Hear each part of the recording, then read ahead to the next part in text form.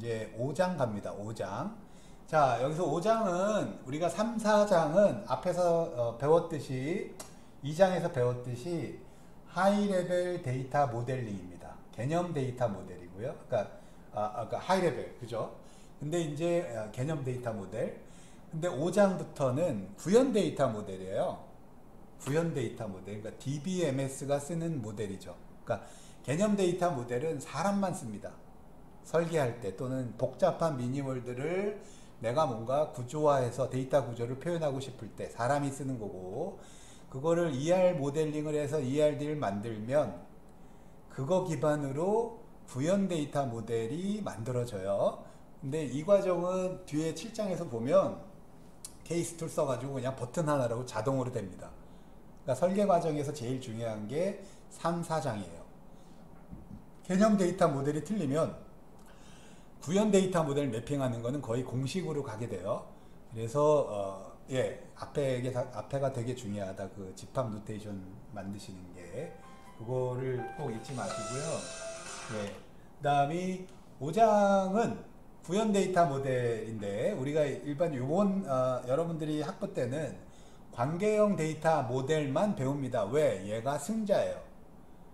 앞으로도 계속 승자입니다. 정형 데이터에 대해서는 관계형 데이터 모델을 이길 애가 없습니다. 지난 70년대에 얘가 나왔는데 70년대 초에 근데 거의 한 40년 동안 여러 가지 모델들을 다 깨부셨어요. 그래가지고 승자입니다. 그러니까 얘는 영원히 갑니다. 구현 데이터 모델, 그러니까 오라클, MySQL 이런 것들은 사라지지 않아요. 앞으로. 그거를 배우는 게 5장이다. 이렇게 보시면 돼요. 자, 두 번째 또 하나 여러분들이 아셔야 될 게 개념 데이터 모델에서 썼던 그 단어들 하고 지금 5장에서 배우는 단어들이 유사해 배는 게 있어요. 근데 전혀 다른 애다. 완전히 절단을 하시고 보셔야 돼요. 영어 단어가 비슷하다고. 여기 보죠? 릴레이셔널, 그러면 뭐예요? 릴레이션은 쉽, 타임, 이런 거랑 비슷할 것처럼 보이잖아요. 근데 그게 아니에요. 3, 4장은 개념 모델이고, 구현 모델은 완전히 다른 얘기입니다. 물론 이게 유사한 단어, 릴레이션이라는 단어가 쓰였지만, 완전히 다른 개념이다 라고 여기서 딱 구별을 하십시오. 이거 헷갈리기 시작하면 끝이 없어요. 개념 모델에 썼던 릴레이션과 릴레이션십과 관계형 모델에서 쓰는 릴레이션은 완전히 완전히 다른 애다. 완전히 다른 애다. 이렇게 이해하셔야 됩니다. 절대 똑같은 애다. 여기서 절단하시고 들어가셔야 돼요. 자, 모든 게 다 다른 겁니다. 자, 릴레이셔널 모델의 개념은 릴레이셔널 데이터베이스 모델이에요. 여기서 약자를 쓴 거예요. 릴레이션 모델은 릴레이셔널 데이터베이스예요. 관계형 데이터베이스 모델이고 구현 데이터 모델입니다. 이건 완전히 새로운 거로 보시면 되고요. 그래서 용어 정의도 새롭게 가요. 여기서 도메인, 투플, 애트리뷰트, 그죠? 그 다음이 릴레이션, 이런 것들이 있는데, 이게 다 새 거다라고 보시면 돼요. 얘만 비슷해요. 속성. 자, 봅시다. 도메인은, 어떤, 원자성의 어떤 밸류, 값의 집합입니다. 이것도 집합이에요. 집합이라는 걸 잊지 마세요. 집합과 백은 다른 겁니다. 유일해야죠. 서로 다른 원소의 모임이에요. 이거 되게 깊게 보셔야 되고요. 도메인은 그러면 우리가 젠더 그러면 남녀, 그죠? 그 유니크한 값으로 도메인이 되는 거예요. 두 번째가 오토믹하다예요. 뭐예요? 오토믹은 더 이상 나눌 수가 없다. 그게 도메인입니다. 그죠? 그래서 자를 수가 없다. 그 값을, 나이, 23세 2하고 3을 자르면 안 되죠? 의미가 없어지니까. 자, 그래서, 도메인은 우리가 도메인의 이름, 도메인의 데이터형, 도메인의 포맷, 그 다음에 추가 정보로 표현한다. 이렇게 보시면 되고, 예를 들면, 주민등록 번호 도메인, 그거는 주민등록 번호 도메인이란 도메인의 이름이고요. 이들의 데이터 타입은 13개의 디짓, 밸리드한 주민번호. 우리가 지금 주민번호로 밸리드하게 만드는 공식이 있잖아요. 가짜 주민번호 못 만들게. 그러니까 valid 해야 돼. 유효한 주민번호들의 집합입니다. 이것도. 그래서 이름과 데이터형과 포맷은 뭐냐? 주민번호의 포맷이 정해져 있죠. 이렇게 앞에 6자리 슬래시 뒤에 7자리. 그죠? 그게 포맷을 지켜줘야 돼요. 표준화돼서. 없는 경우도 있어요. 없는 경우도 있지만 있다면 포맷이. 그 다음에 추가 정보란 뭐냐? 우리가 몸무게 할 때 우리가 90 그러면 어떻게 돼요? 여러분들은 킬로그램으로 알지만 영국에 90 그러면 파운드로 알거든요. 예, 그래서 어떤 숫자가 그 도메인의 값이 표현하는 단위, 미터냐, 피트냐, 뭐 이런 거. 이런 게 부가적인 정보입니다. 이것까지 다 포함해서 도메인이라고 정의한다. 도메인을 설명할 때. 그래서 마찬가지예요. 이름도 사람 이름의 집합인데, 사람 이름이니까. 근데 여기서 중요한 게 유효한이라는 게 중요합니다. 우리가 관계형 구현 데이터 모델로 가면 유효성이 되게 중요해요. 인텔이 무결성 때문에. 그래서 유효하지 않은 사람은 뭐예요? 우리나라 국민이 아닌 사람의 이름인 거죠. 네. 그거는 우리나라 국민 이름에서 빠져야 된다는 얘기입니다. 자, 그 다음에 성적 GPA는 0부터 여러분들은 지금 아마 4.3인가? 네. 이게 옛날 거라 다른 대학은 4인데도 있죠. 그 다음에 포맷도 이렇게 점 소수점 두째짜리까지 요것도 요거의 포맷이고요.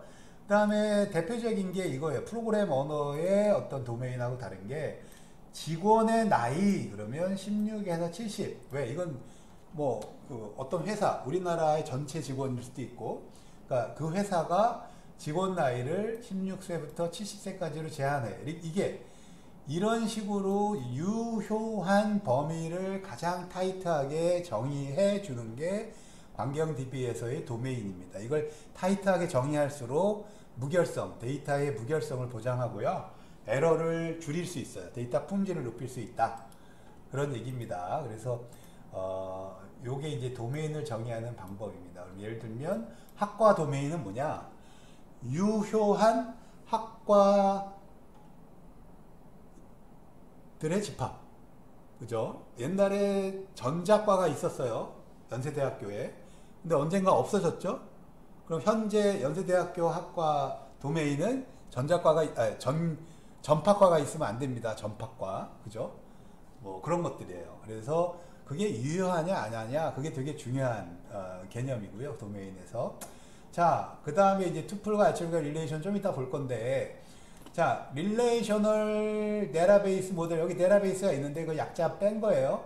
릴레이셔널 데이터베이스 모델의 개념은 맨 앞단에 릴레이션 스키마라는 새로운 용어를 일단 배우셔야 돼요.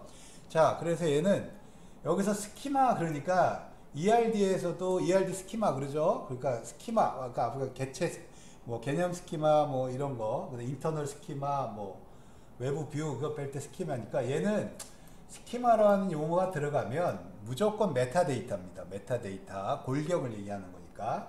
그래서 릴레이션의 골격. 그래서 그냥 요거죠. 릴레이션의 골격이다 이렇게 보시면 돼요. 그거의 릴레이션 스키마란 릴레이션의 골격이고요. 그 골격을 정의할 때 이렇게 릴레이션의 이름, 여기 지금 R은 릴레이션의 이름이잖아요. 릴레이션의 이름을 넣고 괄호 열고 그 릴레이션의 이름을 표현하는 속성 이름들, 여기서 얘기한 속성은 앞에 ERD에서 얘기한 속성과 똑같습니다. 그래서 A1, A2 속성이 N개 쓰인 거죠. 그래서 각 속성은 자신의 도메인을 가져요. 그리고 그 릴레이션에서 담당하는 역할의 이름으로 표현을 합니다. 역할의 이름으로. 그래서 아까 우리 여기 보면 그죠? 여기 보면 전화번호라는 도메인이 있는데 집 전화번호, 사무실 전화번호, 도메인은 똑같죠. 유효한 전화번호인데 여기서 역할은 이 전화번호 집합 도메인의 역할로서는 집이고요. 얘는 사무실이라는 거예요. 그래서 사실은 그 전화번호 집합 도메인은 같지만 속성 이름은 다를 수 있다. 왜? 여기서 릴레이션 스키마를 정의할 때 그 릴레이션 스키마에서의 담당하는 역할을 속성 이름에 넣을 수 있다는 거죠. 그래서 속성 이름과 도메인은 일치하지 않는다. 이렇게 보시면 되고요. 속성 AI의 도메인을 우리가 돔하고 괄호 열고 그 속성의 이름으로 표현하겠다. 이건 노테이션이에요. 그래서 이렇게 표현한 거죠. 지금 도메인의 집 전화번호, 도메인의 오피스. 그러면 전화번호, 유효한 전화번호의 집합이 되는 거죠. 앞엔 똑같고요. 자, 그럼 보면 마지막에 요놈 잘 헷갈립니다. 요거 뭐예요? 릴레이션의 디그리. 이거 헷갈려요. 이거 말하면 또 헷갈릴까봐 말 못하겠는데, 아까 5장 들어갈 때 제일 처음에 얘기했죠. 3, 4장에 있는 용어랑 절단을 해라. 그러니까 여기서 얘기하는 릴레이션과 3장에서 얘기하는 릴레이션십 타입은 완전히 다른 애입니다. 그러니까 그거를 똑같다고, 비슷하니까 똑같다고 생각하지 마세요. 그래서 릴레이션은 완전히 릴레이션십 타입하고는 아무 상관없는 애고, 릴레이션십 타입의 디그리는 참여하는 개체형 수죠. 근데 릴레이션의 등급은 그 릴레이션 스키마에 표현된 정의된 속성의 개수입니다. 속성의 개수. 예를 들면 지금 학생 릴레이션 스키마는 우리가 학생 릴레이션 데이터베이스 모델에서 학생이라는 거를 표현하는 구조인데요. 여기서 보면 하나, 둘, 셋, 넷, 다섯, 여섯, 일곱 개의 속성으로 학생 릴레이션 스키마를 표현한 거죠, 지금. 그죠? 그래서 릴레이션의 이름이 학생이고 디그리는 7입니다. 왜? 속성이 개수가 7개예요. 그죠? 릴레이션의 디그리는 속성의 수입니다. 그 다음에 각각의 도메인들은 유효한 것들로 표현을 합니다. 그래서 요게 릴레이션이에요. 지금 관계형 모델에서. 그래서 이제 요거는 메타데이터죠. 메타데이터. 우리가 앞장에서 배웠던 스키마니까 데이터에 대한 데이터입니다. 데이터를 정의하는 구조니까 메타데이터고요. DDL 같은 거고, 이런 메타데이터를 갖는 실제 데이터가 우리가 그거를 부를 때 이게 릴레이션 스키마라고 부르지 않고 릴레이션 또는 여기 인스탄스라고 릴레이션 인스탄스. 요게 약자가 빠진 거예요. 그냥 인스탄스를 안 써도 돼요. 그러면 그냥 릴레이션 인스탄스라고 그러는데 여기 나오죠. 릴레이션 또는 릴레이션 인스탄스. 그건 뭐냐? 릴레이션 스키마의 하나의 인스탄스인 거예요. 여러분들 2020년 연세대학교 학생 릴레이션 인스탄스입니다. 여러분들은. 그럼 그거의 구조는 연세대학교 학생 스키마고요. 근데 내년 되면 인스탄스가 바뀌어요. 왜? 4학년 졸업하고 신입생 들어오니까 인스탄스가 바뀝니다. 그래서 인스탄스예요. 계속 바뀌어요. 스키마는 안 바뀝니다. 예. 그래서 릴레이션 인스탄스는 데이터 그 자체입니다. 우리가 앞에서 배웠던 얘는 데이터고요. 저장된 데이터고 스키마는 메타데이터다. 이렇게 보시면 돼요. 그죠? 예, 이건 메타데이터고 스키마는 메타데이터. 자, 그래서 실제 저장되는 데이터는 n개의 투플, n투플인, 이게 투플이라는 게 뭐냐면, 이게 지금 투플이 뭐냐면 이런 겁니다. 지금 릴레이션은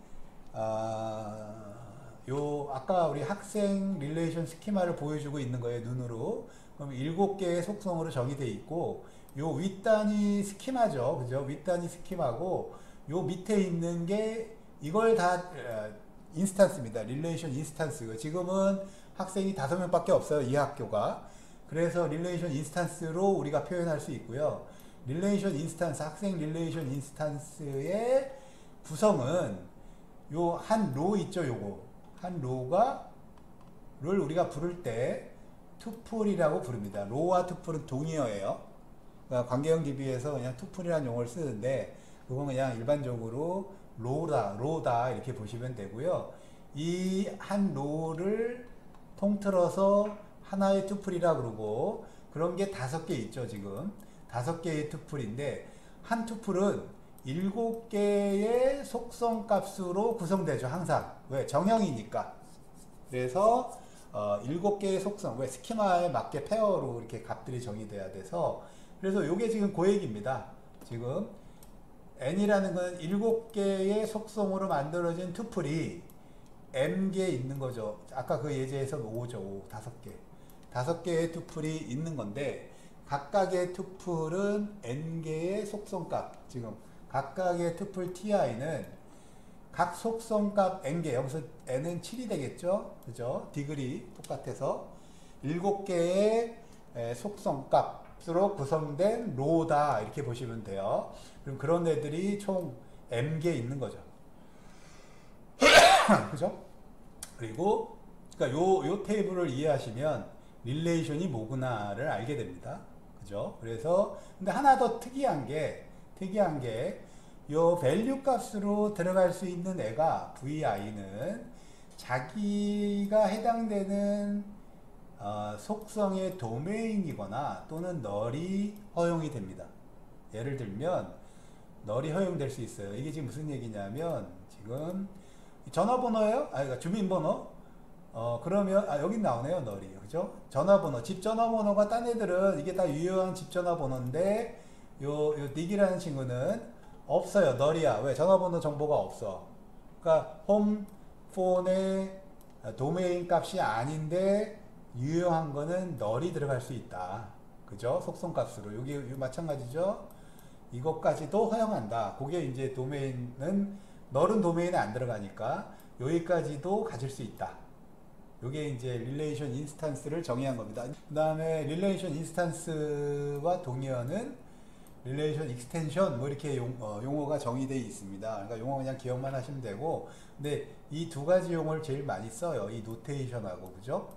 노테이션, 스키마 할 땐 대문자로 하고, 인스턴스는 그 구조를 갖는 데이터들의 거니까 얘는 메타데이터고, 그죠? 그 메타데이터를 갖는 인스턴스다, 이렇게 보시면 돼요. 그래서 릴레이션 인스턴스는 그냥 요거 인스턴스죠. 릴레이션 스키마 R을 정의하는 모든 도메인의 카티션 프로덕트의 부분집합이다. 예, 말이 어려워 보죠? 근데 여러분들 이상구조에 다 배웠어요. 예, 이상구조에 다 배웠고요. 예를 들면 이런 거예요. 릴레이션 인스턴스죠?는 부분집합이에요. 그러면 이게 n개의 속성으로 이루어진 게 R이었으니까 각각의 도메인을 카티션 프로덕트 한 애들의 부분집합인 거예요. 예를 들면 아주 간단한 예로 젠더하고 나이, 그죠? 젠더하고, 그러니까 젠더는 성별이죠. 성별과 다 단어니까 좀 그러네요. 수치니까. 그럼 학과하고 학년만 돼 있다고 쳐봐요. 학년. 이게 스튜던트 스키마야, 이렇게. 그죠? 그러면 이게 디그리가 몇이에요? 디그리가 2죠, 2. 디그리가 2인 학생 스키마입니다. 그냥 아주 간단한 예로. 그죠? 그럼 학년이 1, 2, 3, 4학년만 있으면 학년의 도메인은 1, 2, 3, 4학년 4개 값이 있죠? 그죠? 이 학과는 2개 학과만 있어요. 컴퓨터과학과랑, 그죠? 경영학과만 있다고 쳐봐. 이 대학은 작아서. 그러면 요 2개잖아요. 1, 2. 이거는 컴퓨터과학과, 경영학과 2개죠. 그리고 얘는 4학년이니까 카티시안 프로덕트 하면 총 몇 개의 레코드가 나오죠? 이상구조 배웠죠? 예, 8개예요. 8개. 그죠? 컴퓨터과학과 1, 2, 3, 4학년, 경영학과 1, 2, 3, 4학년. 예. 그들의 부분집합에 아무리 얘가 죽었다 깨어나도 릴레이션 인스턴스는 그 도메인의 카티시안 프로덕트의 부분집합인 거죠. 이 범위를 벗어날 수가 없어요. 왜? 조합이 그거밖에 없는 거예요. 그 중에 어떤 한 조합, 뭐 예를 들면 컴퓨터과학과의 1학년, 경영학과의 2, 3, 4학년, 어떤 때는 이렇게만 될 수도 있겠죠. 그죠? 그래서 학생의 학번이랑 뭐 하여튼 그거의 조합으로. 그래서 그렇게 이해하시면 속성이 아무리 늘어나도 요 수학적인 정의로 모든 게 끝난다예요. 그래서 항상 인스턴스는 도메인들의 모든 값의 카티시안 프로덕트의 부분집합이다. 이렇게 보시면 되고요. 그래서 그 도메인의 카디널리티 D의 절대값으로 표현하게 되고, 그래서 도메인이 만약에 유한의 수다 아까 같이 그러면 카티시안 프로덕트의 전체 투플 수는 곱하기로 나온다. 아까 8개죠? 예. 그럼 8개의 부분 집합으로 항상 인스턴스는 만들어지는 거죠. 이렇게 이해하시면 되게 간단하고 뭐 크게 다를 거 없습니다. 자, 그 다음에 또 다른 개념. 특정 시간의 릴레이션 인스턴스는 뭐 예를 들면 우리가 관계형 DB는요. 지금 현재 시점에 밸리드한 무결성의 데이터를 유지하는 목적입니다. 운영계니까. 그래서 current data relational schema를 유지하게 되고요. 그래서 미니 월드의 특정 상태를 유효한 투플의 모임입니다. 지금 이 순간에 유효한 연세대학교 학생 인스턴스는 바로 학교에 등록이 되어 있는 지금 이 순간에 이게 언제까지 가냐? 중간에 뭐 한 사람 나가면 또 바뀌겠죠. 스테이트가 요 DB 스테이트 앞에 배웠죠. 데이터베이스 스테이트란 그죠? 딜리트나 add, insert에 의해서 하나의 값이 된 모디피케이션 변경이 일어나면 밸리드한 변경으로 트랜지션 되는 거잖아요. 그래서 한 사람에서 바뀌면 뭐 그런 개념이에요. 그래서 어쨌거나 프리즈 돼서 유효한 데이터들을 모아놨다 이렇게 보시면 되겠고요. 그게 진짜 유효한지 안 한지는 여러분들이 인테이크 컨스트레인트들을 잘 맞춰서 스키마를 정의하고 데이터 업데이트도 하셔야 됩니다. 그거 좀 이따 나와요. 금방 나와요. 자, 그 미니월드 예, 그래서 릴레이션 또는 릴레이션 인스턴스는 데이터죠. 근데 얘는 계속 변합니다. 뭐 퇴학도 당하고 전학도 오고 그죠? 뭐 이러기 때문에 계속 변하고 주소도 바뀌고. 근데 릴레이션 스키마는 메타데이터는 거의 스테릭하다. 거의 스테릭. 안 바뀌진 않아요. 바뀌긴 하지만 뭐 몇 년에 한 번 바뀌고 이래요. 예, 그래서 이걸 필요에 의해서 뭐 옛날에는 핸드폰 번호가 없었어요. 학생에. 왜? 모든 학생이 핸드폰을 다 안 가질 때가 있었습니다. 90년대는. 근데 지금 다 가지고 있죠. 지금 들어가 있습니다.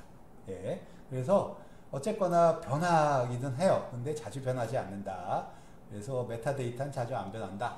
자, 그 다음에 이제 릴레이션의 특징을 보면 릴레이션 인스턴스, 지금 릴레이션 그러면 인스턴스가 빠진 거예요. 릴레이션 인스턴스에 있는 투플들의 순서는 아무 의미 없다. 왜?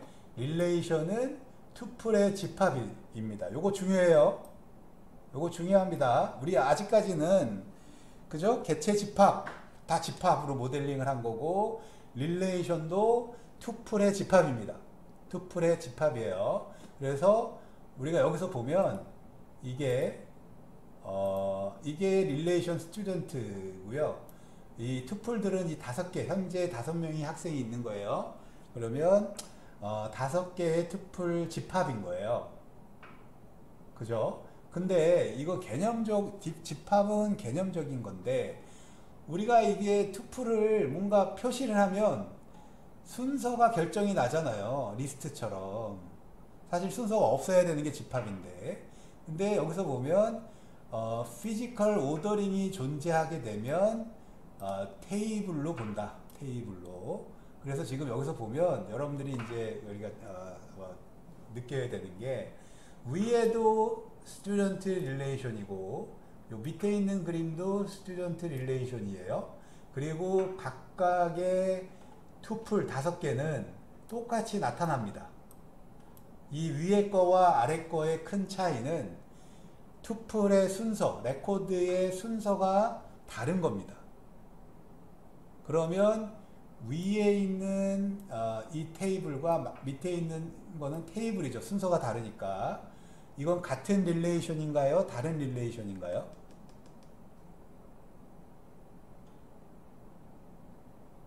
대답해 주세요. 같다, 다르다.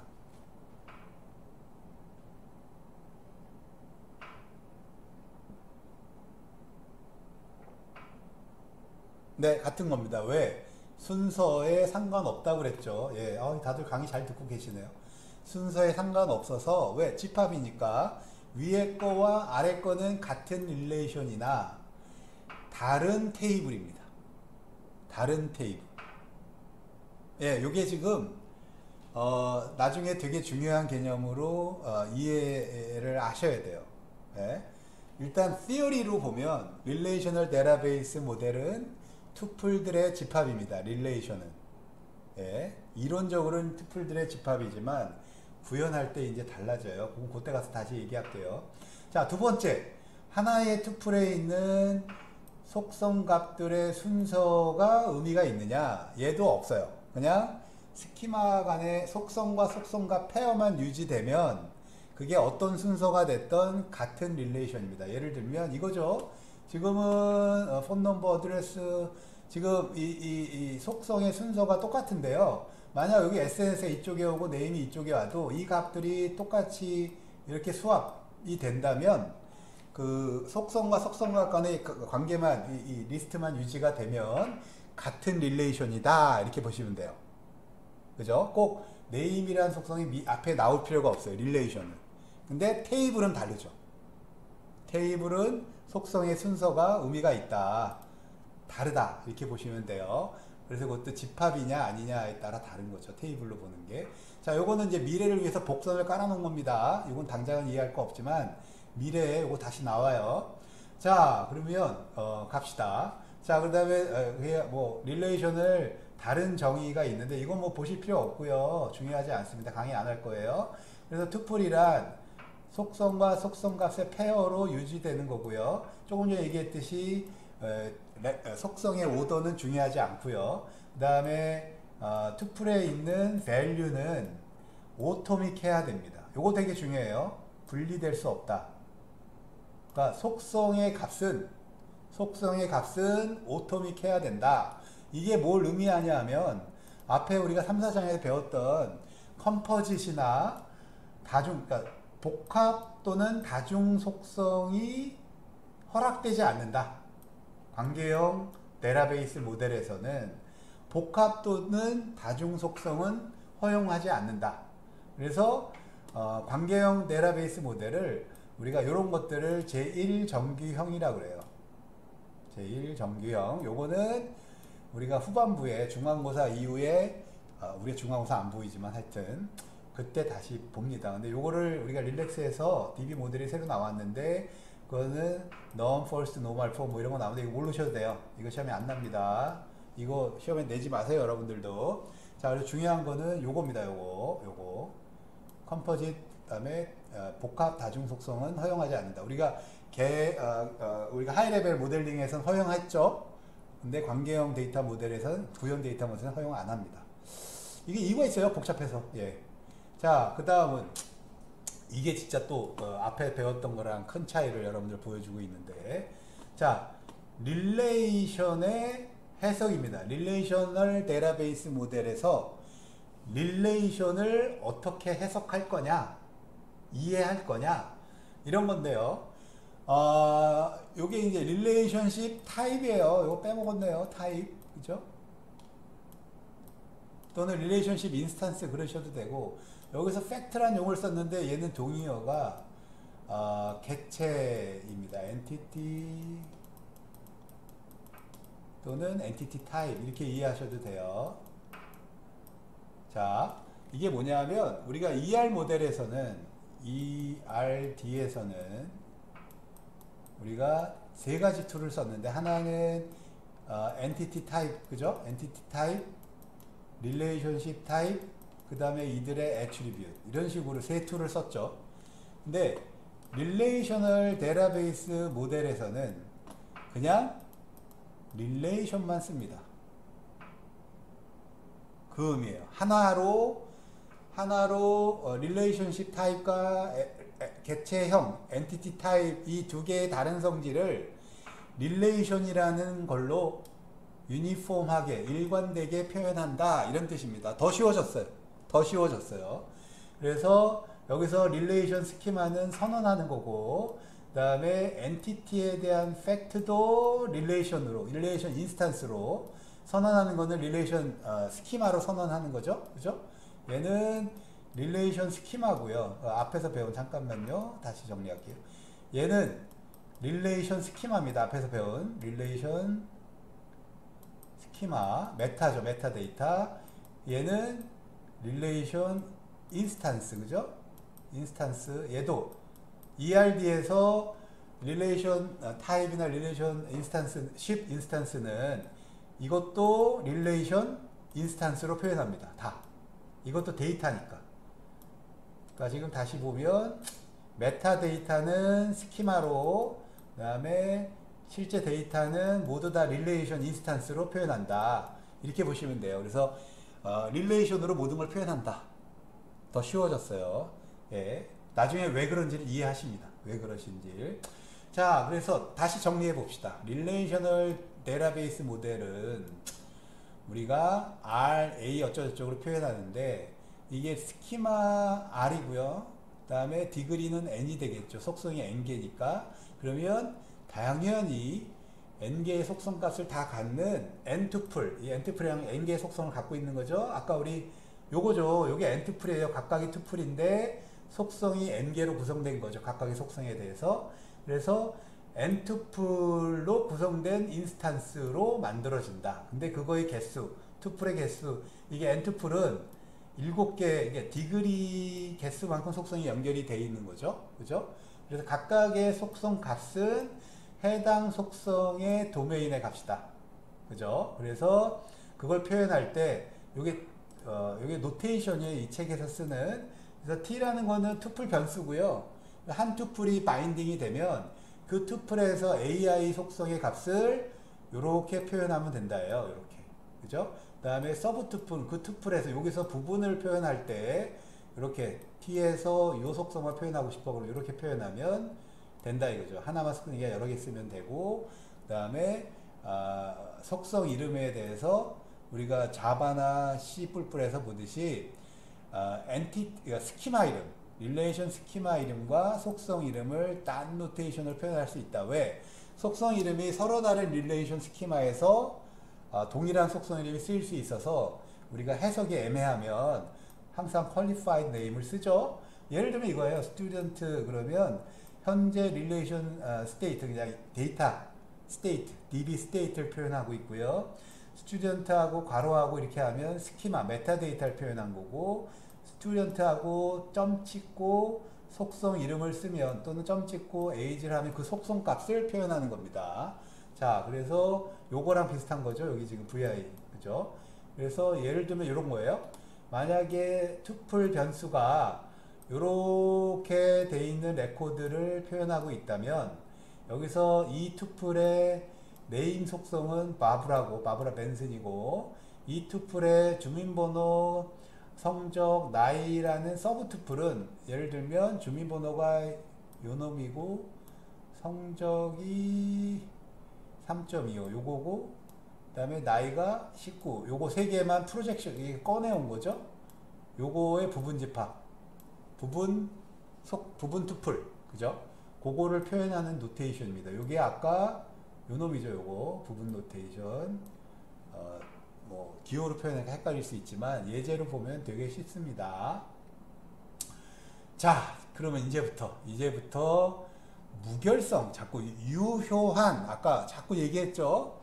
릴레이셔널 데이터베이스 인스턴스는 릴레이션 인스턴스들은 유효한 값을 가져야 된다.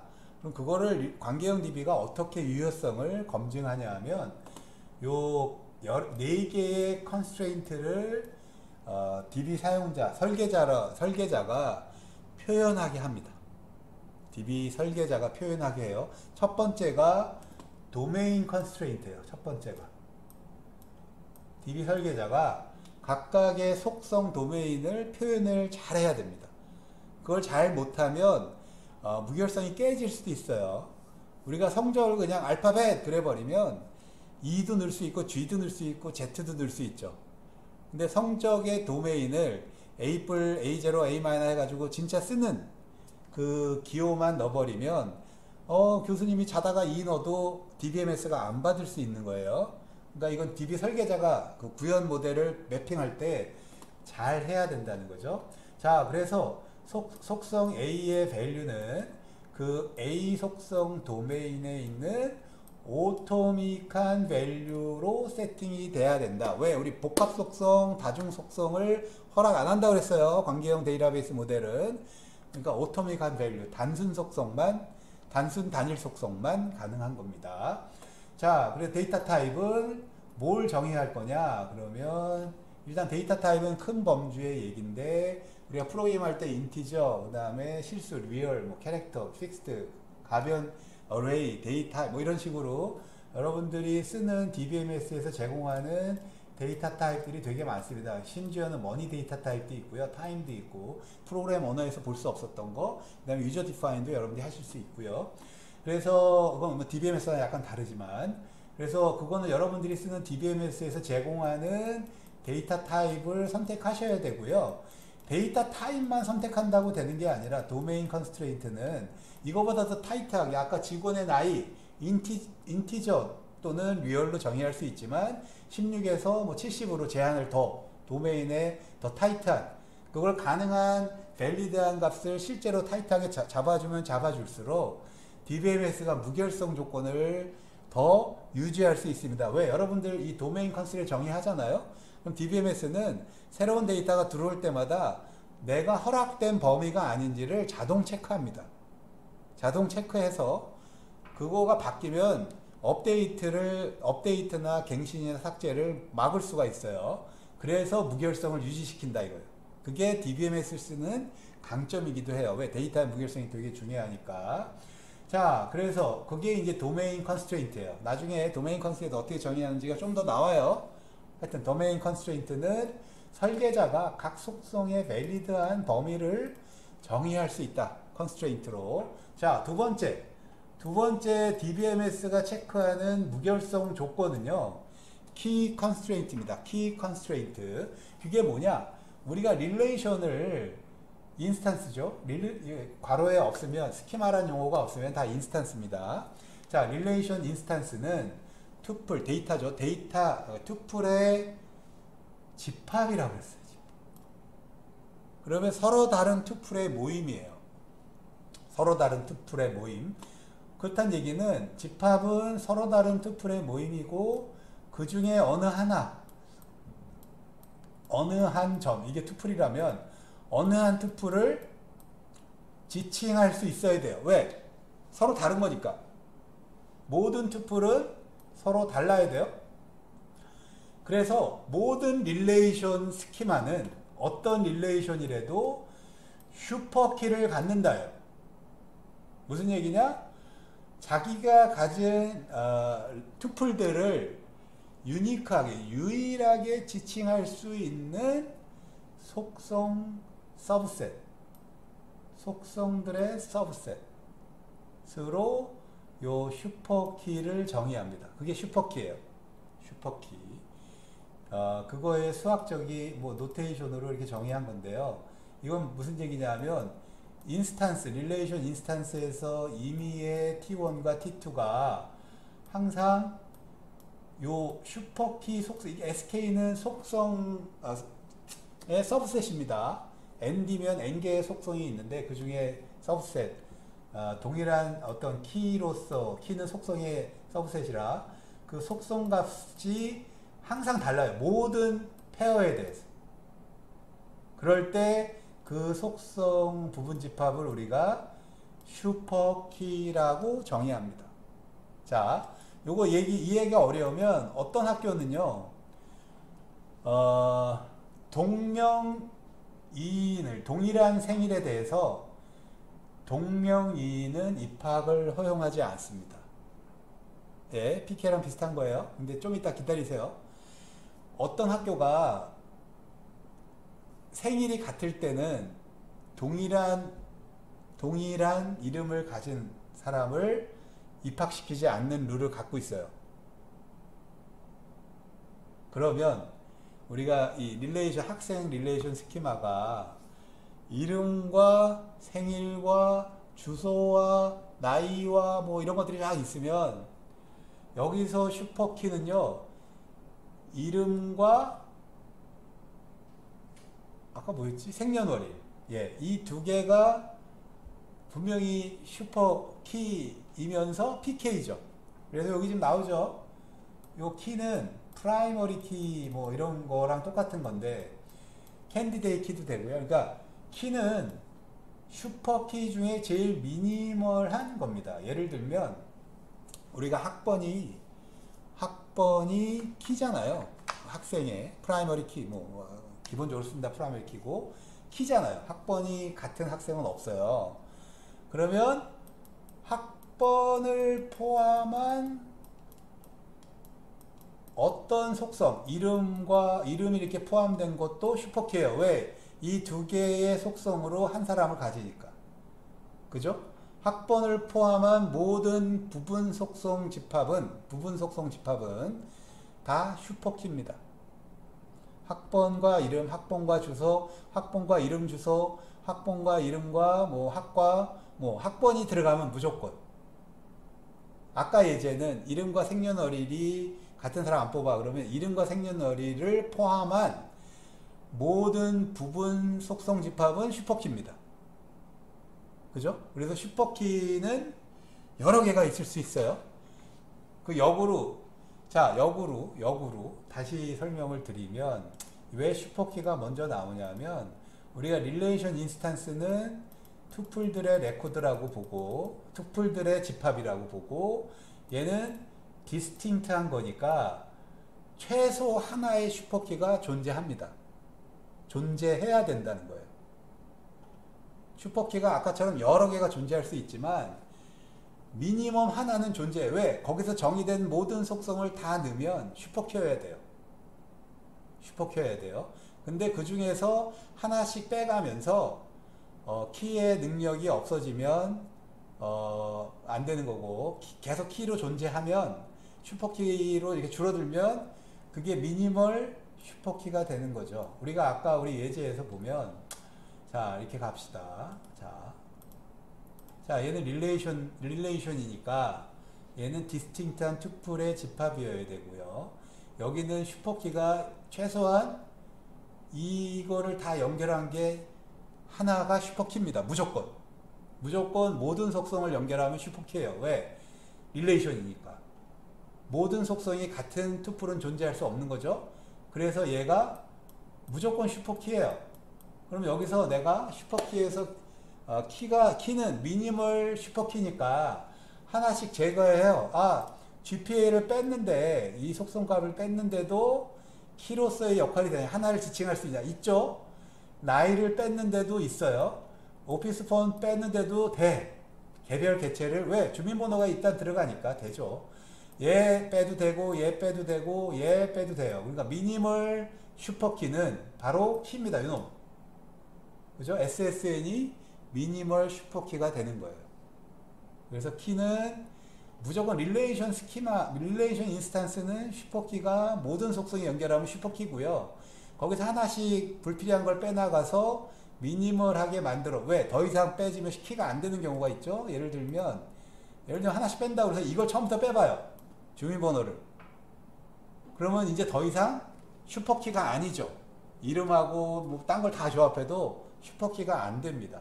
왜? 동명이인과 같은 동네에 살면서 주소가 같고 번호도 같고 오피스도 쉐어하면서 나이도 같고 GPA도 같은 애가 지난 100년간 안 생겼을까요? 예, 100년간 학교가 있다 그러면 생기겠죠. 예.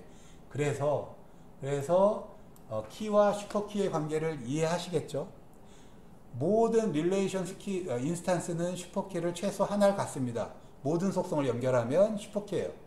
거기서부터 불필요한 속성을 제거해 가면서 여러분들이 키를 찾을 수 있어요. 릴레이션이 주어졌을 때. 그래서 이렇게 여기는 지금 슈퍼키가 그러니까 키가 하나인 경우고요. 만약에 주민번호까지 여기 있다고 쳐봐요. 주민번호. 이게 주민번호네. SNS가 이게 주민번호니까 여기에 학번까지 있다고 쳐봐요. 학번. 그러면 어느 하나를 제거해도 슈퍼키가 됩니다. 왜? 주민번호가 남으니까. 또 주민번호를 지워도 학번이 남으니까. 그래서 여러 개의 키들을 찾을 수 있는 거죠. 하나씩 제거하면서. 그래서 슈퍼키라는 게 먼저 나온 이유가 그겁니다. 슈퍼키라는 거. 그래서 무조건 모든 릴레이션 스키마에는 슈퍼키가 최소 하나 존재한다. 여러 개 존재할 수도 있어요. 여러 개 존재하겠죠. 이 프로퍼티를 만족하는 거니까 학번하고 이름, 학번하고 주소, 학번하고 이름, 주소 다 슈퍼키입니다.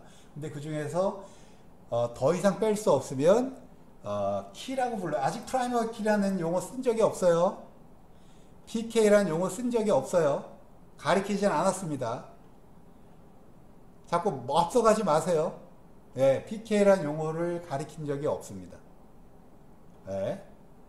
미니멀 슈퍼키 이외에 생성되는 여러 개의 슈퍼.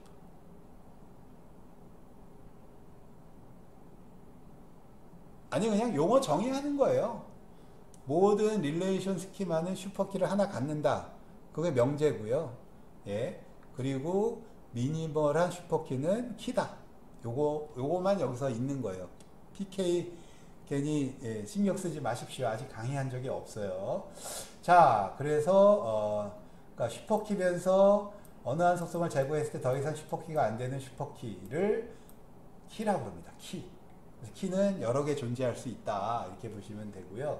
아까 그렇게 보시면 돼요. 자, 그래서 키의 값은 릴레이션의 한 투프를 찾는데 사용합니다.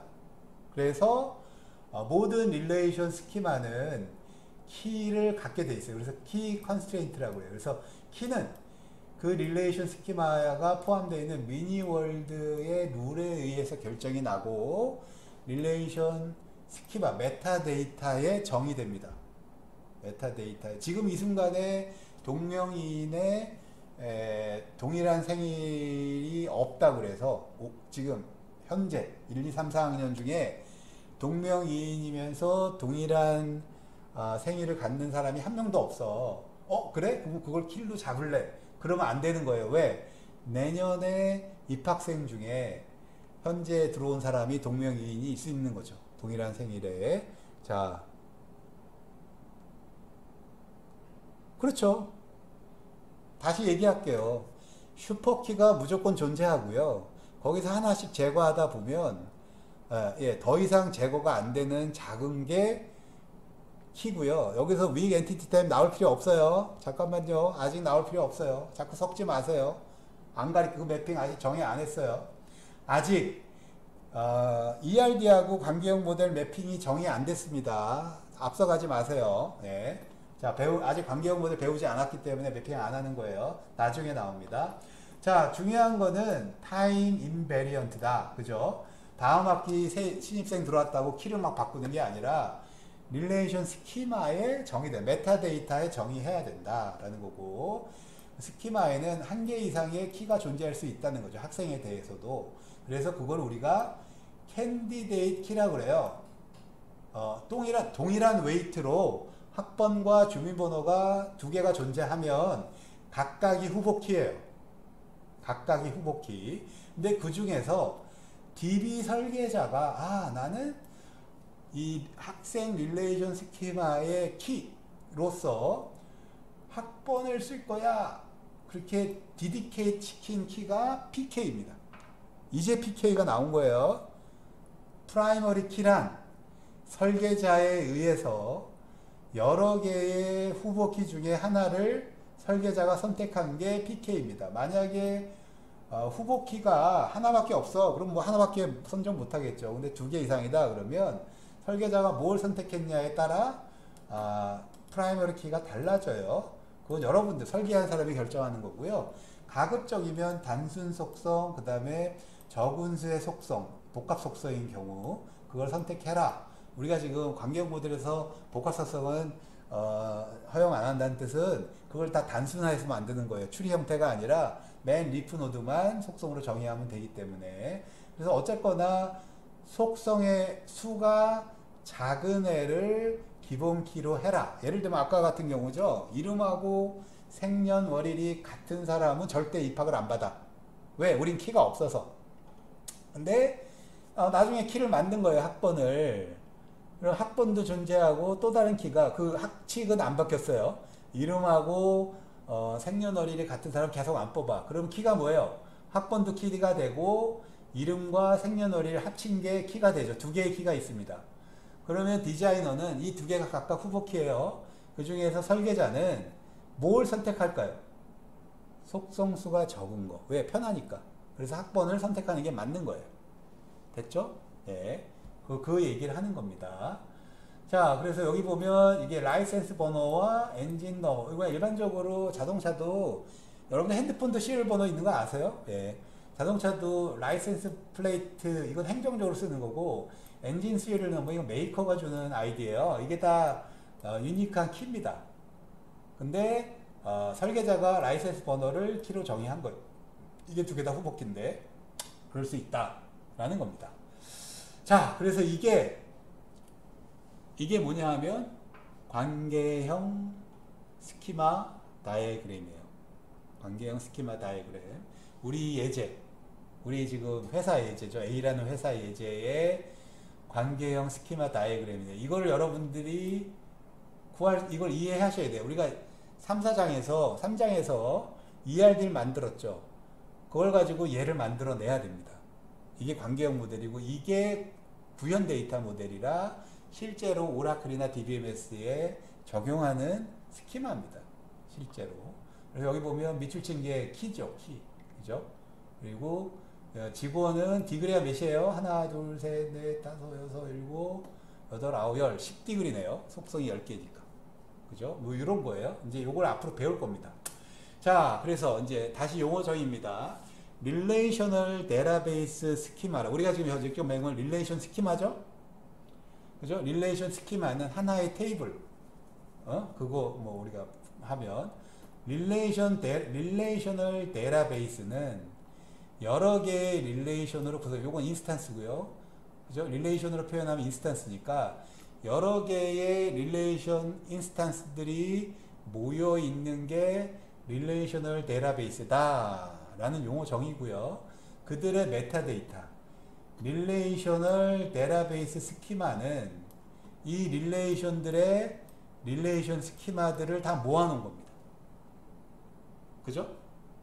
RI는 릴레이션 스키마니까 테이블 여러 개가 의미적으로 묶이는 우리가 뭐 앞에서 봤던 예제 중에 학생, 과목, 뭐 강사 이런 것들이 하나의 유니버시티 데이터베이스, 릴레이션 데이터베이스로 돼 있으니까 그래서 그렇게 집합으로 여러 개의 릴레이션 스키마들을 갖고 있는 데이터베이스를 릴레이셔널 데이터베이스 스키마라고 우리가 새롭게 정의하고요. 추가적으로 요게 중요해요. 요거. 그죠? Set of Integrity Constraint. 이게 뭐예요? 무결성 제약 조건입니다. 이게 뭐예요? 아까 Domain Constraint, Key Constraint. 지금 여기서 도메인 컨스트레인트 뭐 의미적으로 보면 이게 뭐 캐릭터 이게 다 내부에서 정의되는데 키 컨스트레인트 표현됐죠. 요게 키 그죠? 그래서 이런 것들은 다 설계자가 추출해내서 이 무결성 조건을 표시해야 됩니다. 요 속성은 동일한 값이 들어가면 안 돼. 그래야 릴레이션 인스탄스가 되고 집합이 되는 거죠. 자, 그래서 릴레이셔널 데이터베이스 인스탄스는 실제로 여러 개의 릴레이션 인스탄스 데이터들을 갖고 있는 거고 특히 이 지금 메타에서 정의된 이 인테그리티 컨스트레인트 설계자가 추가적으로 정의한 요거를 만족하는 릴레이션 인스탄스들의 집합입니다. 어떻게 만족시키냐? DBMS가 만족시켜요. 여러분들이 설계할 때 도메인 컨스트레인트, 키 컨스트레인트를 표시를 하면 그거를 어기는 애는 안 받아요. 안 받아요. 인풋이 들어오지 않게 DBM에서 체크를 합니다. 그러한 조건으로 이걸 만족하게 만드는 거니까 이 기능을 잘 쓰셔야 돼요. 그래야 데이터베이스 품질이 좋아집니다. 네. 자, 그래서 용어 정의예요. 릴레이셔널 데이터베이스란 릴레이셔널 데이터베이스 스키마와 릴레이셔널 데이터베이스 인스탄스를 통칭해서 말하는 거다. 이 두 가지 요소를 갖고 있으면 릴레이셔널 데이터베이스라고 부른다. 그죠? 스키마, 메타데이터와 실제 저장된 데이터 요 두 개 요거를 모두 갖고 있으면 근데 이제 그게 릴레이셔널 데이터베이스 모델로 갖고 있어야죠. 그죠? 아까 set of tuple, n tuple. 자, 그렇게 되면 요게 이제 릴레이셔널 데이터베이스입니다. 여러분들 뭐 예를 들면 요 테이블 헤더, 여기 지금 테이블 헤더죠. 얘들이 지금 어떤 속성 이름이 나오고 속성 개수가 나오잖아요. 그래서 이게 스키마고요. 이 밑에 있는 실제 레코드들이 투플입니다. 지금 뭐 직원으로서 몇 명 없는 거 하여튼 우리가 예제니까. 그리고 이것도 스키마, 그러니까 각각이 릴레이션 스키마고요. 이게 릴레이션 인스탄스, 그거에 대한 얘도 릴레이션 스키마 두 번째 거, 두 번째 릴레이션 스키마, 그죠? 이렇게 얘는 세 번째 릴레이션 R3 스키마고요. 얘는 릴레이션 인스탄스 R3의 구조를 갖는 데이터죠. 어떤 특정 시점에 그런 식으로. 그러면 결국은 아까 이 전체가 릴레이셔널 데이터베이스죠. 왜? 릴레이셔널 데이터베이스 스키마와 릴레이션 데이터베이스 인스턴스를 다 갖고 있죠. 그죠? 그래서 이게 실제로 오라클이나 이런 쪽에 이걸 가지고 쓰셔야 된다. 이렇게 보시면 됩니다. 그러면 이게 지금 일맥생통한 겁니다. 이거는 메타데이터인데 여기 직원의 메타데이터는 요 위에 있는 거죠. 그죠? 그거에 실제 릴레이션 인스탄스를 붙이면 요 밑에 있는 투플들이 다 들어간 거죠. 예. 그래서 용어를 명확히 아셔야 돼요. 구분해서 다 비슷해잖아, 단어들이요. 그죠? 릴레이셔널 데이터베이스, 릴레이셔널 데이터베이스 스키마, 릴레이셔널 데이터베이스 인스턴스. 예, 이게 일관된 룰에 의해서 붙여진 거니까 명확히 구분하셔서 알고 계셔야 책에서 표현하는 내용도 알고 남하고 얘기하기도 편합니다. 네, 요거 꼭 알고 계시고요. 그러면 요거를 이제 ERD를 통해서 여러분들이 만드셔야 됩니다. 자, 그러면 스키마 정의할 때의 어떤 노테이션을 설명을 드릴게요. 릴레이셔널 데이터베이스 스키마를 정의할 때 노테이션인데요. 우리가 프로그래밍 할 때 변수의 이름 마음대로 붙이잖아요. 그죠? 근데 어떤 변수의 데이터형 마음대로 못 붙이죠. 근데 속성의 이름은 마치 변수의 이름과 같습니다. 스키마의 이름도 똑같고요. 그래서 마음대로 붙이세요. 속성의 이름은 동일 개념이지만 다른 이름을 사용해도 된다예요. 예를 들면 직원이 소속된 부서를 DNO, 여기서 보면 직원이 소속된 부서를 DNO라는 속성의 이름으로 붙였고요. 근데 프로젝트가 관리되는 부서, 똑같은 부서 개념이잖아요. 근데 D넘버라고 붙였어요. 여기는 지금 보면 프로젝트가 관리되는 부서 D넘, 그죠? 이거는 부서 번호예요. 똑같이 도메인은 같습니다. 5번 부서, 4번 부서, 1번 부서. 그러니까 DNO와 D넘의 도메인은 같지만 이 이름을 자기가 속한 릴레이션 스키마에서 그 도메인이 하는 역할을 표시하느라고 다른 이름을 쓸 수 있다예요. 그게 더 전달력이 좋다예요. 그래서 다른 이름을 쓸 수 있다.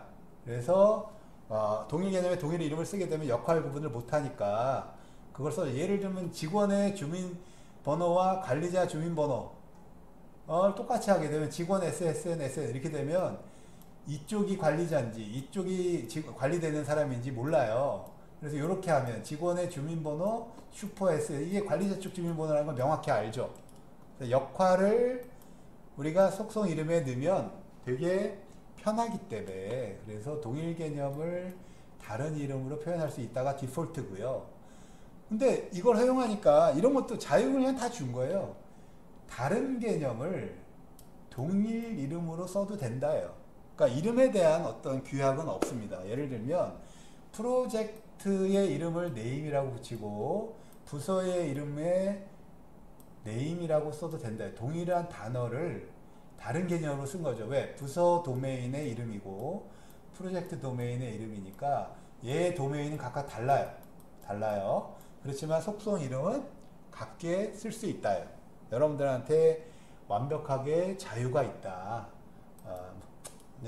리더빌리티, 그러니까 우리가 프로그램 언어 할 때도 리더빌리티가 중요하듯이 이름을 잘 쓰시는 게 중요합니다. 그래도 근데 자유는 있다. 자, 그래서 우리가 네 가지 제약 조건을 표현하는데 두 가지 이미 배웠어요. 도메인 컨스트레인트, 키 컨스트레인트. 그거를 우리가 관계형 DB 설계해서 구현 데이터 모델에 쓸 때 설계자가 표현할 수 있다. 왜? 무결성을 만족하려고. 나머지 두 개, 네 개 중에 두 개를 더 배웁니다. 세 번째가 Entity Integrity Constraint. 엔티티 무결성 제약 조건이에요. 개체 무결성 제약 조건. 이게 무슨 얘기냐면 프라이머리 키 값은 널이 될 수 없답니다. 왜? 프라이머리 키는 우리가 키 자체는 무조건 그 개체 집합 또는 릴레이션 인스턴스에서 하나의 유일한 투플을 꺼내낼 수 있어야 되는데, 근데 그 키가 널이 되면 널 값은 아까 우리가 속성의 값으로 널을 항상 제공한다고 쓸 수 있다고 그랬죠? 네, 근데 예외 케이스가 그 속성이 프라이머리 키로 세팅이 일단 되면 설계자가 요 속성을 프라이머리 키로 쓸 거야. 그러면 아까 널을 허용 안 합니다. 속성의 값으로. 아까 우리 어디 있었지? 앞에 요거죠, 요거. 속성의 값으로 도메인에 대한 값과 널을 허용한다, 일반적으로는. 근데 이 속성이 pk에 쓰이는 거야. pk에 쓰이는 거예요. 그러니까 아까 얘기한 대로 생년월일과 이름이 같은 애는 안 뽑는 대학이라면 그게 pk가 두 개가 조합이 pk가 되고 거기에 쓰이는 모든 속성들은 널이 들어가면 안 되는 거죠. 예, 이렇게 이해하셔야 돼. 그땐 널을 허용 안 한다요. 그게 엔티티 인테그리티 컨스트레인트입니다. 개체 무결성 제약 조건. 네. 그래서 세 번째 거 배웠어요. 갑시다. 자, 세 번째 거. 이게 중요해요. 왜? 여러분들이 DDL로 스키마를 정의할 때 이들을 정의해 주면 DBMS가 여러분들을 대신해서 널이 PK로 들어오는 주민번호를 안 치고 입력이 되는 학생을 또는 학번을 안 치고 막아줍니다. 야, 이거 데이터 없어. 이걸 내가 허용하면 앞으로 무결성을 보장 못해. 왜? 널을 가지고 내가 계속 들어올 거 아니에요. 그럼 널로 어느 한 유일한 값을 서치할 수 없죠. 여러 사람으로 서치될 수 있으니까 PK의 프로퍼티를 망가뜨립니다. 얘는. 그래서 이거를 구조적으로 막는 게 엔티티 인테그리티 컨스트레인트. 우리가 세 개 배웠어요. 도메인 컨스트레인트, 키 컨스트레인트, 엔티티 컨스트레인트. 요 세 개를 여러분들이 정의할 때 꼭 타이트하게 정의해야 된다. 데이터 품질을 높이려면. 자, 마지막이 참조 제약 조건입니다. 참조 무결성 조건이에요. 요게 제일 어려워요. 제일 어려워요. 이건 왜? 앞에 세 개는 그 해당 속성에서만 정의되는 거예요. 해당 릴레이션 스키마 한 테이블에서만 정의되는 거고요. 참조 제약 조건은 테이블과 테이블의 관계입니다. 그래서 R1이 그러니까 여기 지금 요거죠. 부서의 DNO는 그러니까 직원의 DNO는 다시 할게요. 직원 릴레이션의 DNO 속성은 부서 릴레이션의 D 넘버를 참조해야 됩니다. 참조하게 만드셔야 돼요. 이걸 누가 만드냐? 여러분들이 만드셔야 돼요. 그러니까 한 릴레이션의 투플은 다른 릴레이션의 값을 가지고 정의할 때, 지금 이게 그 얘기죠. 직원이 소속한 부서는 부서의 부서 번호가 정의돼 있어야 밸리드한 거죠. 바로 이겁니다. 예제가. 자, 어디 갔지? 자, 여기 있어요. 여기 있어요. 자, 부서가 부서 개체를 정의하는 거고, 그거의 키로 부서 번호를 PK로 정의했어요. 그죠? 그러면 부서 이름은 같은 애가 있을 수 있지만 부서 번호는 같은 애가 있을 수 없죠. 그러면 직원 입장에서 동일한 그 직원이 소속한 부서를 표현하는 게 요 DNO입니다. DNO. 그럼 5번 그러면 여기 지금 5번이 두 명이잖아요. 그러면 요 5번에 해당되는 겁니다. 그죠? 그래서 DNO와 D넘버는 동일한 도메인을 가져요. 동일한 도메인을 갖는데 문제는 이 도메인을 정의하는 곳은 바로 부서 테이블입니다. 그죠? 직원은 이 정의된 부서 번호를 참조만 해요. 참조. 그죠?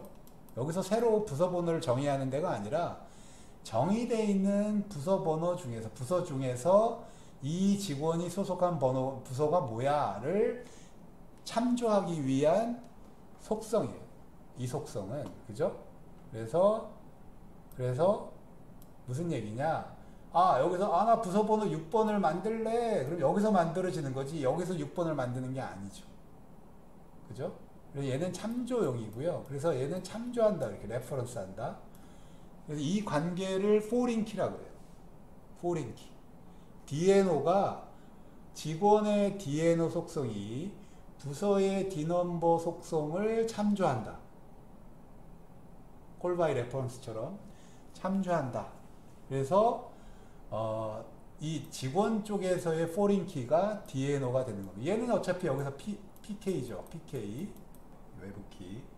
요게 이해하시기가 좀 어려워요. 잠깐만. 요 외부키 참조 제약 조건. 우리가 제약 조건이 네 가지가 있다고 그랬어요. 관계형 DBMS가 강제하는, 여러분들이 활용할 수 있는, 그죠? 도메인 컨스트레인트, 엔티티 컨스트레인트, 키 컨스트레인트, 마지막으로 그 참조 제약 조건, 레퍼런셜 인테그, 요 네 가지가 다 어디에 쓰는 거냐면 데이터의 무결성 룰을, 도메인에 대한 걸 파악을 해서 여기다 표시하는 겁니다. 그래서 한 릴레이션에서 다른 릴레이션을 참조하는 거다. 얘는 딴 애들은 다 릴레이션 단위, 도메인 단위, 속성 단위로 정의하지만 요 참조 제약 조건은 테이블과 테이블 간의 관계다. 그래서 마치 레퍼런스, 콜 바이 레퍼런스처럼 우리가 요게 직원 테이블에서 그 직원이 속한 부서를 참조하기 위해서 부서 테이블의 PK, 요게 꼭 한쪽은 PK여야 돼요. 그죠? 한쪽은 PK여야만 되고 얘는 PK가 될 필요가 없죠. 왜? 부서 번호는 유일하니까 이쪽 편 참조되는 쪽은 PK고요. 참조하는 쪽에 있는 속성을 외부 키라고 합니다. 외부 키, foreign key. 그래서 외부 키라고 정의를 해서 이렇게 참조하는 쪽에 외부 키가 있고 참조되는 쪽에 PK를 참조하게 되어 있습니다. 이 쌍으로. 그래서 결국은 이 둘 PK와 FK의 도메인은요 같아요. 그죠? 도메인은 같다. 그죠? 왜? 부서 번호 도메인이니까. 근데 여기 지금 예제는 이쪽 부서 쪽의 키가 단일 속성이잖아요. D넘버 싱글 속성이니까 저쪽도 외부 키도 하나인데, 만약에 이쪽의 키가 두 개였다. 그럼 똑같이 만드셔야 됩니다. PK를 그대로 복사해서 만들어 놓은 거라 그렇게 보시면 됩니다. 네. 그래서 이렇게 되시면 지금 그 포멀하게 PK는 두 테이블 간의 관계고요. 이거는 곧 우리가 ERD에서 개체와 개체 간의 관계를 표현하는 릴레이션십 타입으로 그 ER 모델에서 얘기하는 거예요. ER 모델에서 우리가 릴레이션십 타입으로 표현된 게 바로 요 참조 제약 조건으로 관계형 모델에선 표출이 된다. 이렇게 보시면 돼요. 그래서 결국은 그 릴레이션 스키마 테이블에서 속성의 의미와 역할을 명확히 표현하고 릴레이션십 타입 ER 모델에서의 것이 이걸 표현해요. 이게 왜 이렇게 되는지 나중에 매핑하는, 우리가 관계형들이 설계할 때 ERD에서 관계형 스키마를 만드는 과정에서 이해될 겁니다. 일단 요거는 참조 제약 조건이다. 그래서 아까 얘기한 대로 이쪽이 외부키, 이쪽이 PK 두 개 간의 관계인데 그걸 좀 포멀하게 정의를 하면 요거예요. 외부키는 두 테이블 R1과 R2의 관계인데 그거에 있는 속성 R1에 있는 속성을 외부키라고 그런다. 여기서 보면 얘가 R1이죠. 이쪽이 그렇죠. 얘가 지금 R1이고 R1의 외부키를 정의한 거고, 그러면 R은 foreign key라고 그러고 걔가 참조하는 애가 R2면 이쪽에 PK의 도메인과 같은 애가 만들어져 있는 거죠. 그래서 릴레이션십 R1의 외부 키는 속성이 하나 이상일 테니까 있을 수 있으니까 R2에 대한 R1의 외부키다 라고 정의를 하고, 이들의 도메인은 같고, 요게 이제 이게 R2가 되겠죠. R2의 PK처럼 보면 되겠고, 잘못된 거예요. 자, 그래서 모든 투플은 R1에 있는 투플과 R2에 있는 투플 중에서 R2는 R1 이게 바뀌었네요. R1의 값은 미안합니다. 잠깐만요. 여기 맞아요. 여기 R1의 값은 R2의 그 PK죠. 여기 PK여야 돼요. PK거나 또는 널이어야 된다. 이게 무슨 뜻이냐면 여기에 널이 들어갈 수 있다는 거예요. 여기는 널이 들어가면 안 되죠. 왜? 이거는 프라이머리 키니까 키 컨스트레인트에 의해서 널을 허용하면 안 됩니다. 그래서 여기는 안 들어가고요. 여기에 이게 무슨 의미냐? 널이 허용되면 내가 어느 부서에 소속되지도 않은 직원이 있을 때 그때 널을 허용하는 거고요. 만약에 모든 직원은 부서에 다 배속이 돼야 된다. 그럼 너를 허용 안 할 수도 있죠. 그건 내가 참조 제약 조건을 표현할 때 표현하시면 됩니다. 근데 허멀하게는 널도 된다. 포린 키 값으로 널도 된다. 뭐 이렇게 보시면 돼요. 그래서 이게 참조 제약 조건입니다. 요거 잊지 마세요. 얘는 ERD에서 릴레이션십 타입이 요걸로 표현이 되는 거다. 이렇게 보시면 됩니다. 자, 그거 좀 더 나중에 웹핑에서 더 나오니까. 자, 그 다음 여기까지가 이제 네 가지 제약 조건을 다 설명했어요. 그 프라이머리 키, 그죠, 엔티티 컨스트레인트, 도메인 컨스트레인트, 키 컨스트레인트, 그다음에 외부 키, 참조 제약 조건, 요 네 가지. 얘는 여러분들이 설계자가 DBMS한테 알려주면 그거가 되도록 DBMS가 모든 업데이트를 그걸 어기는 룰들의 업데이트는 다 막습니다. 왜? 데이터 무결성을 위해서. 그래서 요거를 최대한 활용하셔야 데이터 품질이 좋다. 이렇게 보시면 되고요. 그 다음은 이제 그 다음 종류들을 다 요렇게 시멘틱 인텔 컨스트레인트라 의미적 무결성 조건이라고 그러는데, 요거는 이제 완전히 제너럴한 컨스트레인트입니다. 미니월드에 이게 정해진 건 아닌데 아무거나 얘를 내가 DBMS에 알려줘서 데이터 업데이트 할 때 이거를 꼭 테스트하게 강제하게 해야 되겠다 하는 모든 의미적 제약 조건을 다 포괄한다. 이렇게 보시면 돼요. 그래서 DBMS 차원에서는 지원하지 않으나 이거를 이제 그 컨스트레인트라는 걸로 부가적으로 지원을 합니다. 부가적으로 DDL로. 그래서 옛날에는 사실 거의 안 썼어요. 이거를 안 썼어요. 왜 안 썼을까요? 예, 옛날 항상 하드웨어가 모자라요. 컴퓨팅 파워가 모자라서 이게 무결성 제약 조건을 매번 업데이트마다 테스트를 해야 되죠. 얘들은 데이터가 갱신될 때마다 삭제되거나 추가되거나 갱신될 때 이 네 가지 제약 조건을 어기는지 안 어기는지를 DBMS가 보게 됩니다. 그래서 부하가 걸리는 거예요. 백단에서 이걸 보니까. 그죠? 항상 봐야 되니까.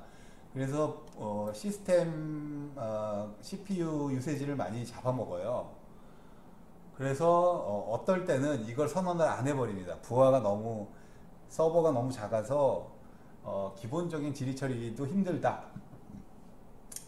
근데 과거 90년대 초반, 뭐 90년대 말까지, 뭐 2000년대 초반까지도요, 서버가 그렇게 좋지 않았어요. 그래서 이론은 이론이고 실제는 실제다 그러고, 실제 정의할 때 이런 거 다 안 쓰고 많이 설계가 돼 있습니다. 그래서 요새 힘들어해요. 왜? 그 당시에 만들어진 DB 설계들이 지금은 이제 운영만 하는데 문제가 없었는데 분석하려고 봤더니 데이터 품질이 너무 나쁜 거예요. 이런 걸 안 해가지고. 자, 그러니 당연히 시멘틱 인텔 컨스트레인트는 할 엄두가 안 나는 거죠. 그래서 예를 들면 이거예요. 시멘틱 인텔 컨스트레인트는 직원의 월급은 그 직원의 관리자보다 많으면 안 된다. 이게 그 회사의 룰이라면, 그죠? 그러면 자기가 관리하는 사람보다 자기는 더 많이 받아야 되고, 내가 관리하는 사람이 나보다 많이 받으면 안 되는 거죠. 그 룰이 그 회사의 통념적인 룰이라면 이런 것들을 어기는 데이터는 무조건 틀린 데이터죠. 그래서 그거를 못 맞게 그런 업데이트가 일어나면 그러면 딜리트가 비톨합니다. 안 받아요. DBMS가 이걸 정의를 해놓으면. 그래서 이런 것들을 정의할 수 이제는 있고요. 쿼리를 정의합니다. 밑에 있는 게 최대 노동시간이 일주일에 56시간을 초과하지 않는다. 이것도 룰이라면 일한 사람이 작업시간 막 입력하는데 56시간이 넘어가면 알람 울리는 거예요. 아, 이 사람 지금 노동시간 어겼다고 더 이상 하면 이런 거가 이게 무결성이니까 이런 것들이 다 세맨틱 인테그리티 컨스트레인트다 이렇게 보시면 되고 요걸 어떻게 정의하냐는 뒤에 다시 나옵니다. 요거는 DDL로 따로 정의하셔야 돼요. 자 그래서 이게 지금 요게 일전에 우리가 여기까지 봤죠. 요게 관계형 DB 스키마인데 여기에 참조 제약 조건까지 같이 표현하면 요렇게 화살표들이 왔다 갔다 하는 거예요. 얘가 지금 요 직원 테이블에 요게 이제 외부 키가 되겠죠. 참조하는 거고 얘도 자기 자신을 참조합니다. 이렇게 셀프 참조죠. 그 다음에 여기는 이제 요 놈이 여기를 참조한다 뭐 이런 거예요. 그래서 지금 이렇게 날개처럼 화살표들이 다 참조 제약 조건을 표현하는 겁니다. 자, 여기까지 표현을 해야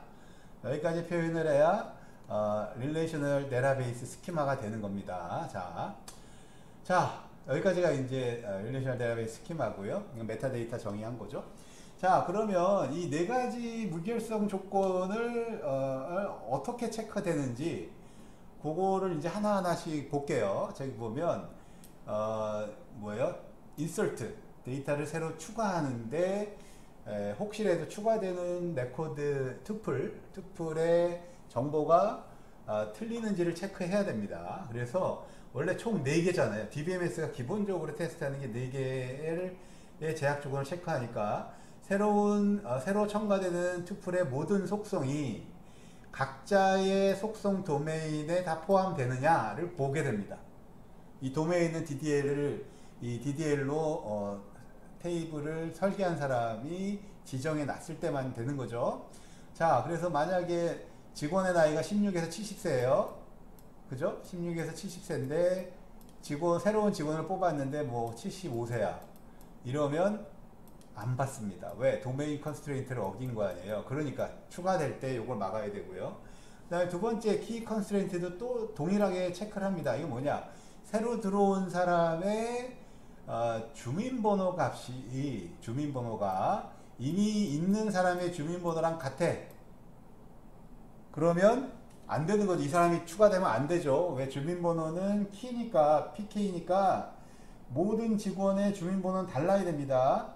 근데 이미 있는 사람과 비교해서 같은 사람이 없을 때만 받아야 되는 게 키 컨스트레인트를 검사하는 건데 만약에 같은 사람이 있어 그러면 받으면 안 되죠. 자, 그 다음에 세 번째 엔티티 컨스트레인트는 새로 들어가는 사람의 주민번호가 널로 들어왔어요. 널로.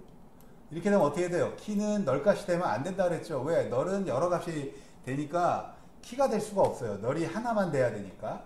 그러니까 엔티티 컨스트레인트를 어깁니다. 그럴 때도 안 받아요. 그죠? 널일 때 안 받고 되고. 그 다음에 참조 제약 조건을 어겼나 봅니다. 그럼 새로 들어온 직원의 DNO를 봅시다. DNO를 봤더니 기존에는 우리가 1번, 4번, 5번 부서만 있어요. 지금 가서 보세요. 어디 갔지? 예. 1번, 4번, 5번 부서만 있잖아요. 참조할 수 있는 게 1, 4, 5번입니다. 근데 새로 직원을 뽑았다고 그래놓고 갑자기 10번을 가진 직원으로 입력을 했다. 만약에. 그럼 어떻게 돼요? 직원의 DNO를 10으로 넣었어. 그럼 이게 이 직원 테이블의 DNO 도메인을 갔더니 145밖에 이게 참조되는 게 145밖에 없는데 그거 밖에 있잖아요. 참조가 안 되잖아 얘는. 그러면 얘는 정의 안 된 부서예요. 그래서 이거는 잘못된 거죠. 그 회사에 10번이란 부서가 없는데 10번이란 부서를 가지고 들어오는 거잖아요. 그러니까 이거는 뭔가 잠자면서 1번을 0을 잘못 친 거지 옆에다. 그래서 그래? DBMS는 안 받게 됩니다. 그래서 모든 인서트 오퍼레이션에 대해서 이 네 가지가 다 작동이 됩니다. 여러분들이 그 정의를 해놨다 그러면. 그래서 혹시라도 설계자가 정의한 바운드 밖에 있는 게 되면 레코드가 갱신되는 것을 막습니다. 자, 그게 이제 제약 조건 정의하는 거고요. 그래서 요게 이제 얘예요. 만약에 우리 예제에서 새로운 직원으로 이렇게 들어왔다 그러면 얘는 문제가 없습니다. 모든 도메인에 문제 없이 들어온 거라 억셉트를 하는데요. 그래서 추가가 돼. 근데 만약에 성별이 어디 갔죠? 요거죠. F. 이게 아니라 T로 들어왔다고 치면 성별은 M하고 F밖에 없어요. 도메인 값이. 도메인을 벗어나는 거니까 도메인 컨스트레인트를 어긴다 그러고 안 받고요. 그 다음에 주민번호 값이 요것이 999-8877 이거 사람 있죠? 이미 있어요. 999-8877이 여기 봅시다. 여기 있잖아요. 엘리시아? 예. 이 사람이 이미 들어와 있기 때문에 이 새로운 사람으로 들어오면 키 컨스트를 어깁니다. 다 안 받고요. 주민번호가 널로 돼 있었다. 요게 대신에 이게 널로 들어왔어. 그리고 이게 PK인데 PK가 널이 되면 안 되죠. 엔티티 컨스트레인트를 어기니까 안 받아요. 아까 얘기한 대로 DNA가 7일이 되면 145만 돼야 되는데 안 돼. 그래서 이들은 다 데이터 첨가가 안 됩니다. 추가가 안 돼요. 아무리 넣으려고 해도 리젝트를 해버립니다. 네. 그래서 무결성을 지키는 거예요. 무결성을. 근데 이거 아무나 되는 게 아니라 이거 정의를 해야 돼요. DDL 설계할 때. 아무것도 정의 안 해도 다 받습니다.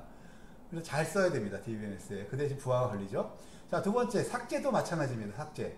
근데 추가할 때는 모든 네 가지를 다 봐야 되는데, 데이터 이미 들어가 있는 애를 삭제할 때는 이미 들어갈 때 이미 뭐를 검사했냐면, 들어갈 때 도메인 컨스트레인트를 검사했고요. 그지?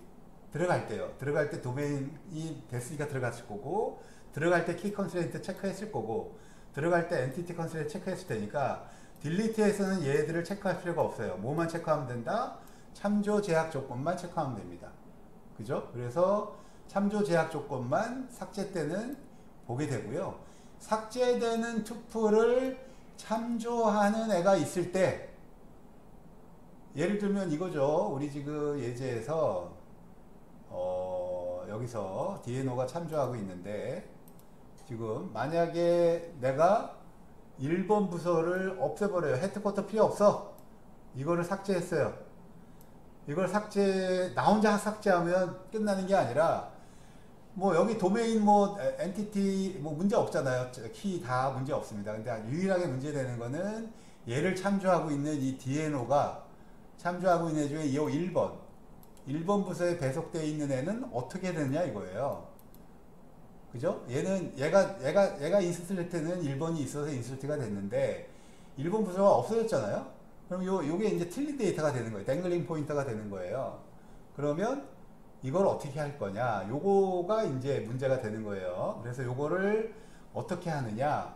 그걸 위해서 룰들을 정의합니다. 이게 대처 방안은 그냥 딜리트를 거절한다. 그러니까 누군가 나를 참조하면 나는 삭제하면 안 돼. 이게 옵션 1이고요. 이게 다 옵션이에요. 이걸 하거나 제일 강한 거죠. 나를 참조하는 애가 있으면 난 삭제되면 안 돼. 두 번째, 내가 삭제되면 이거보다 더 강한 게 이거네요. 내가 삭제되면 나를 참조하고 있는 모든 레코드들을 다 삭제해. 이게 뭐냐? 이거죠. 지금 여기 가면 요게 지금 요 놈을 삭제하면 얘가 있어서 이거 삭제를 못 시켜. 그게 옵션 1이고요. 근데 아니야. 이 참조한 애를 다 삭제해. 그럼 얘가 삭제되면 얘도 삭제되고요. 그 다음에 부서 1번이 없어져야 될 거 아니야. D넘버. 얘도 삭제되고. 부서 1번. 예. 요렇게. 얘를 참조한 애가 얘니까 지금. 참조하는 모든 애를 레코드를 다 삭제한다. 그러면 참조 제약 조건을 어기는 레코드는 DB에 없죠. 아까 요 놈만 삭제하고 놔두면 얘가 참조 제약 조건을 어기잖아요. 그래서 이게 두 번째 옵션입니다. 두 번째 옵션. 그러니까 모두 딜리트를 이렇게 되면 이거예요. 왜 프로파게이션이냐면 이거죠. 얘가 또 삭제되면 얘를 참조하는 얘를 또 누군가 참조해. 그럼 걔 또 참조 없애야 돼. 왜냐면 얘가 지금 수행하고 있는 거 888 5555 요거 없어져야 돼요. 요거. 왜? 직원이 아닌데 이런 거예요. 그러면 그게 계속 프로파게이션이 되죠. 부서 하나 없애면 그 부서에 소속된 사람, 소속전화를 수행하는 직원, 그 직원의 가족 이런 거 다 없애야 되는 거예요. 그래서 프로파게이션이고요. 그렇게 해서 어디까지 모든 게 다 프로파게이션이 되면 DB 스테이트가 참조 제약 조건을 어기는 없겠죠. 그죠? 그러니까 무결성이잖아. 그죠? 무결성 되게만 만들면 된다. 그래서 그게 옵션 2입니다. 옵션 2. 자, 세 번째는 야, 이거 다 너무 강하니까 그냥 참조하고 있는 속성의 값을 변경하자. 다른 값으로 또는 널로 바꾼다. 이게 좀 제일 국수적이죠. 국지적이죠. 자, 봅시다. 세 번째 옵션은 뭐냐면 지금 보면 자, 얘를 삭제했더니 요놈이 참조 제약 조건을 어겨. 그래? 그러면 얘를 다른 부서인 5번 부서로 리로케이션 하거나 아니면 널로 바꾸거나 널이 허용한다면. 근데 이제 5번을 매번 넣을 수는 없으니까 이걸 어떻게 하냐면 디폴트 부서를 정의할 때 입력하게 합니다. 예를 들면 참조 제약 조건을 어기면 삭제에 의해서 어겨졌을 때는 무조건 5번 부서로 세팅한다. 이렇게 정의를 해놔요. 그러면 사용자한테 안 물어봐도 자동으로 5번으로 다 넣으면 되니까. 아니면 디폴트 값을 널로 하거나. 그래서 세 번째 옵션이 되는 겁니다. 세 번째 옵션. 그래서 여기 보면 여기 지금 1, 2, 3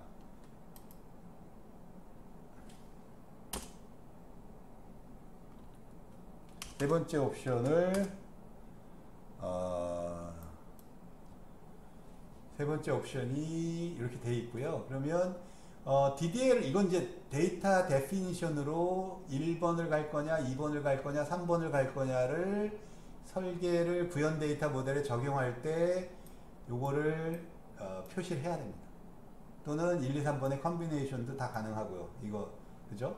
어떨 때는 딜리트하고 어떨 때는 프로파게이션하고 뭐 모디피케이션 요거 이제 테이블별로 따로따로. 예. 자, 요게 이제 옵션이고요. 요게 이제 이거 다 이제 DDL에서 다 배우게 됩니다. 자, 그래서 요게 지금 딜리트 할 때 만약에 99988 직원을 리젝트 되거나 그죠? 딜리트 하게 되면 accept 리젝트 하거나 워건에 요 사람이 삭제되니까 이 사람이 수행하는 두 레코드 999887777 어디 있어요? 지금 보면 999887777 요거죠. 요 사람이 퇴사했어.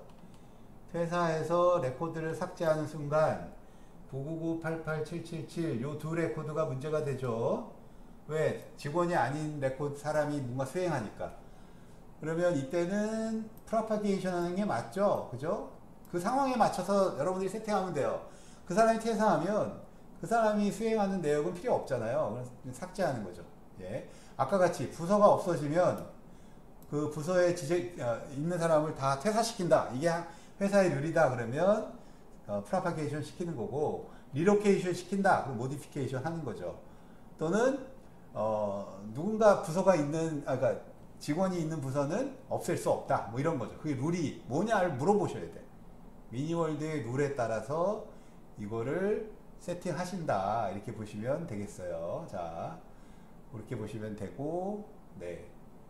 그래서 만약에 333445를 삭제하면 워컨하고 가족도 딜리트 해야 됩니다. 그죠? 그리고 이 사람이 부서장이기 때문에 부서장과 슈퍼바이저 뭐 이런 것들이 다 연결이 되게 돼요. 지금 333445 봅시다. 자, 333445 누구죠?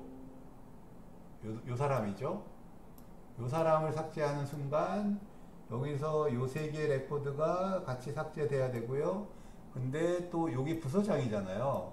그러면 부서장이 퇴사하면 부서가 없어져야 된다. 그럼 얘도 삭제돼야지만 그건 뭐 일반적인 룰은 아니니까 물어봐야 되겠지만, 그럼 이거를 뭐 다른 사람 배치하거나 널로 넣거나 뭐 이런 방법이 유효하겠죠. 그죠? 그래서 네, 가족도 마찬가지죠. 이 세 명은 퇴사했으니까 의료보험 필요 없잖아요. 삭제하는 게 맞고. 그러니까 이게 상황마다, 테이블마다, 의미마다 대처 방안이 다르다. 이렇게 보시면 되겠어요. 자, 그래서 여기까지. 그 다음이 만약에 modification은, 그러니까 우리가 지금 insert, delete 했으니까 modification은 기존의 레코드를 삭제하고 새로운 레코드를 넣는 거니까, 그죠? 그래서 삭제와 인설트에서 할 수 있는 것들을 다 보게 됩니다. 그래서 월급 28,000 갱신한다 그러면 뭐 문제 없고요. D번 소속 부서를 7로 갱신한다 그러면 이건 억셉트하면 안 되죠. 왜? 참조 제약 조건을 어기죠. 그죠? 7번은 부서가 정의 안 돼 있으니까.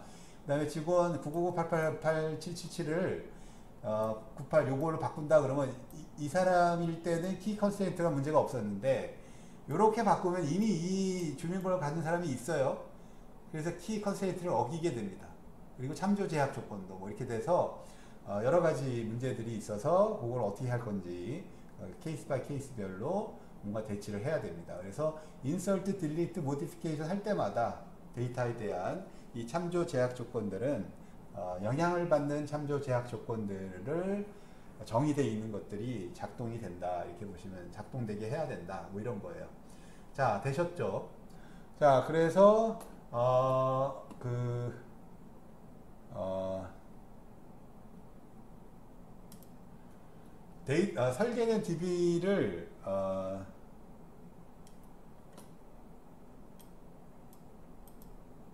설계된 DB를 DBMS에 정의하는 법이 이제 릴레이션을 구현 모델로 정의하는 겁니다. 자, 그래서 릴레이셔널 DBMS에는 DDL, 데이터 데피니션 랭귀지가 있다고 배웠어요. 그게 SQL이고요. 스트럭처드 쿼리 랭귀지의 DDL, DML. 여기서는 메타데이터를 정의하는 거니까 DDL이고요. 그래서 릴레이셔널 데이터베이스 스키마를 정의하는 게 요 문구가 요겁니다. Declare Schema Company. 이렇게 정의하시고 요게 문구고요.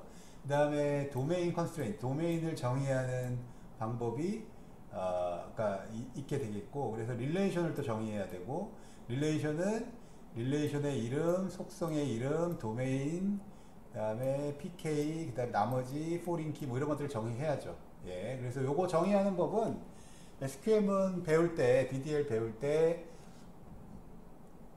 다시 하게 되겠습니다.